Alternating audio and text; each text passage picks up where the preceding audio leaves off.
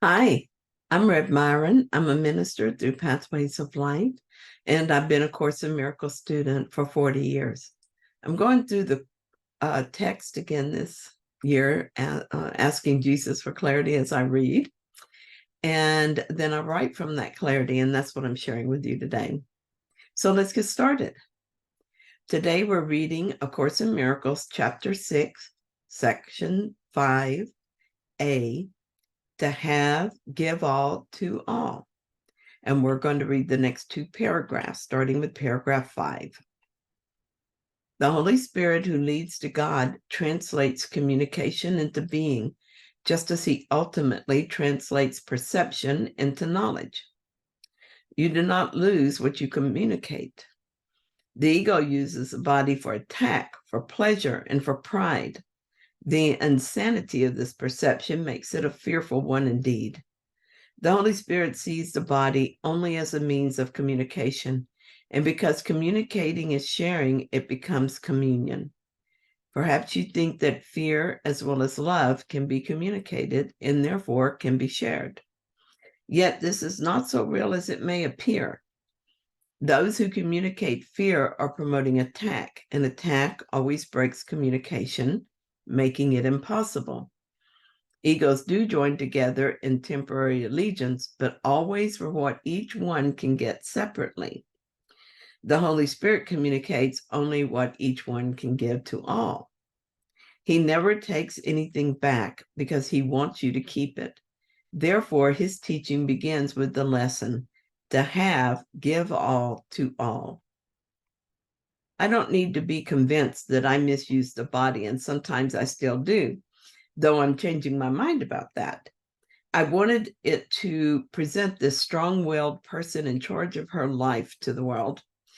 That is why I spent so much of my life trying to mold it into what I perceived as a body that represented this image I wanted to project.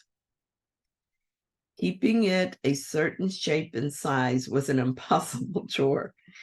I wanted my hair to look like the shampoo models, my skin to be smooth and flawless like the makeup models. I can't tell you the time, money, and effort spent toward this goal. Even if I could have achieved it, what would I have really achieved anyway? That I'm the maker of myself? That I'm a better maker of self than others? Is that communication or is that separation? I seem to be losing my desire to misuse the body. It's not a done deal yet, but I feel differently about it now. And I'm looking forward to seeing how this unfolds. I'm no longer obsessed with my weight, though I haven't completely lost interest in it. I used to stand in front of the mirror and wonder what I could do with this body to make it more appealing, to attract more people to me. Now I sometimes forget to look at all, and at the end of the day, I realize I didn't comb my hair. Looking for some balance here. I'm now a lot more interested in using the body for true communication. And though I don't always succeed, I know I will because it is God's will. And so it is my will too. I spend some time each morning working on my journal and sharing what I get. Maybe this is true communication since there's no ulterior motive. I don't do it to look holy or to prove I'm a better student or more spiritual than someone else. I do it because that is what I'm supposed to do. And I do it out of love. I communicate during the day when I see past someone's behavior to the Christ within. I communicate when I respond to attack, not with defense, but with compassion and understanding. When I express love to whoever's in front of me or in my thoughts, rather than to those special few I designate as loved ones, this is communication. I didn't do any of this perfectly, but I do it as consistently as I can. And when I notice that I'm not doing it, I ask for and accept the atonement for it. How do I give all to all? I give love to everyone in every circumstance. Love will take whatever form is needed as long as I'm allowing it to flow through me and I am not trying to direct it myself. This is my desire and my commitment. So paragraph 6 says, this is a very preliminary step and the only one you must take for yourself. It's not even necessary that you complete the step yourself, but it is necessary that you turn in that direction.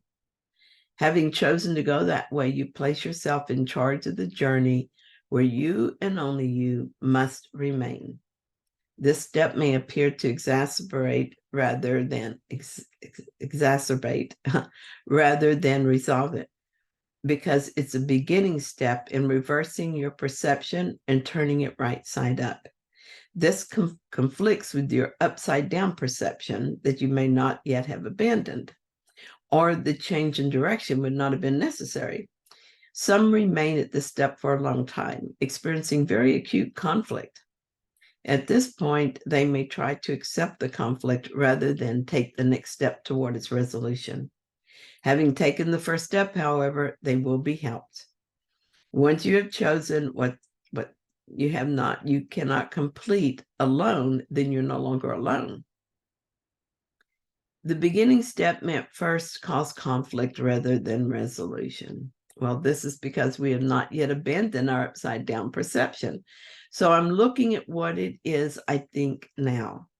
My thinking is no longer completely upside down, but even the thinking that I have abandoned for the most part shows up in certain circumstances.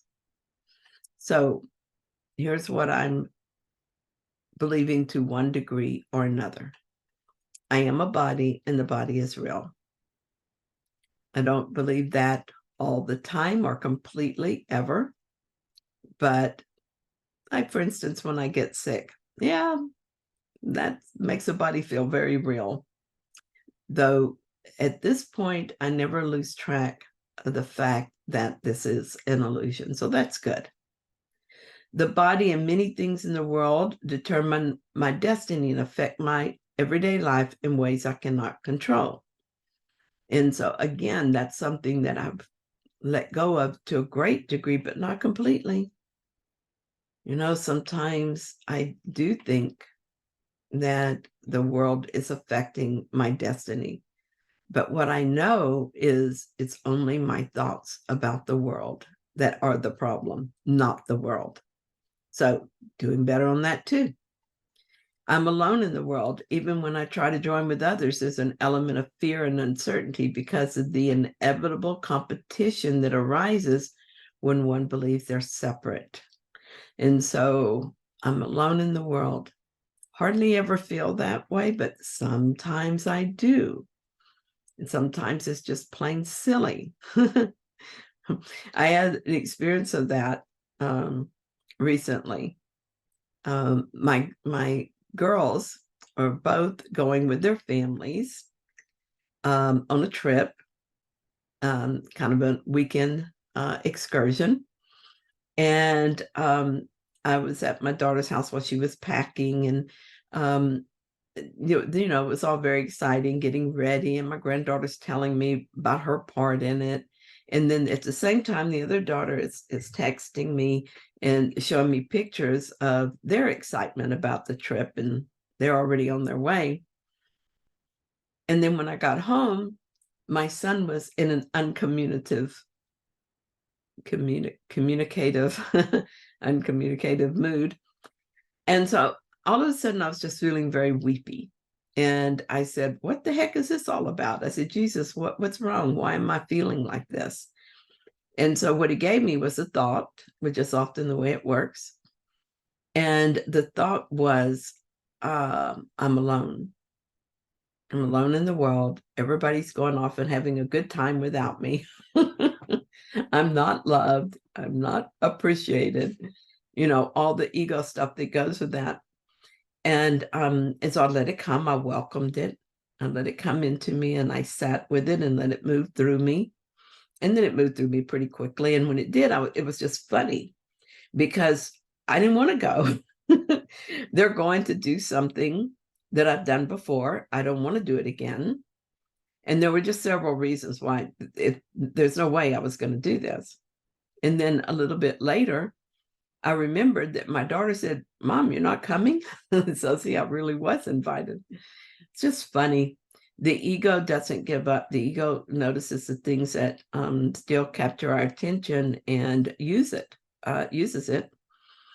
So this I am alone in the world, it did come up, but it was handled very quickly and easily because I wanted to be free. So that's better too. Another one is there's only so much love and so many things, and I've got to get mine regardless of what is left for others. Not very much at all. Not very much at all. So here's the thinking toward which I'm being led. The body and the world are an illusion, the effects of wrong-minded thinking. I am neither a body nor am I in a body. Jesus is very clear about that. The body is in my mind, and it is a communication device that I use. It is not me.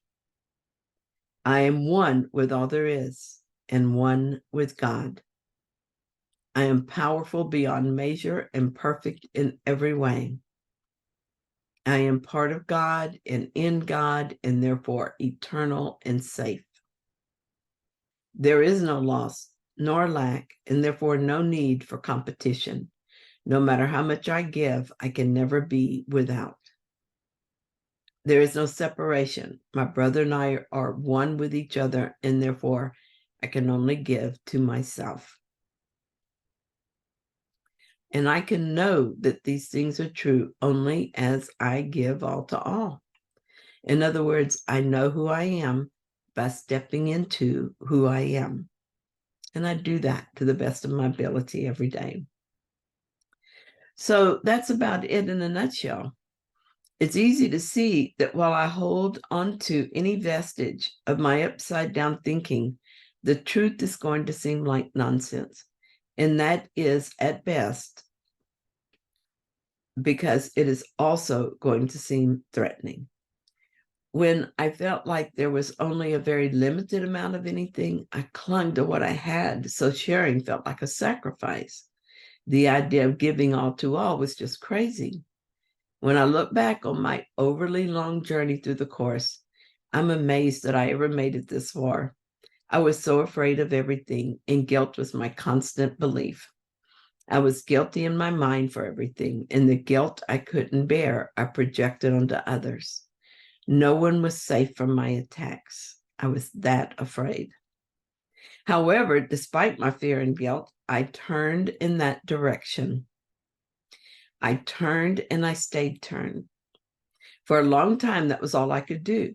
But I was not alone, and my help was constant and strong. And eventually, I became more consistent and stronger. I'm not through yet. I still believe in me a bit. Eventually, that me will fall away. I don't know when, and it's not my job to do anything about that. I'm in charge of my journey in that every step of the way is a choice I make, but I'm not generally aware of the part of my mind that makes this decision. For now, my awareness needs to be primarily focused on Myron and her story. This is where I see the effects of my change of mind, and so I'm motivated to continue my awakening, receiving help and guidance to do what I cannot do alone. Thank you so much for joining me in this reading. I hope that you found it helpful. If you did, then please like it. And if you haven't yet, please subscribe. And thank you for those who subscribed in the last couple of days. Appreciate it. I'll be back soon with another reading. See you then.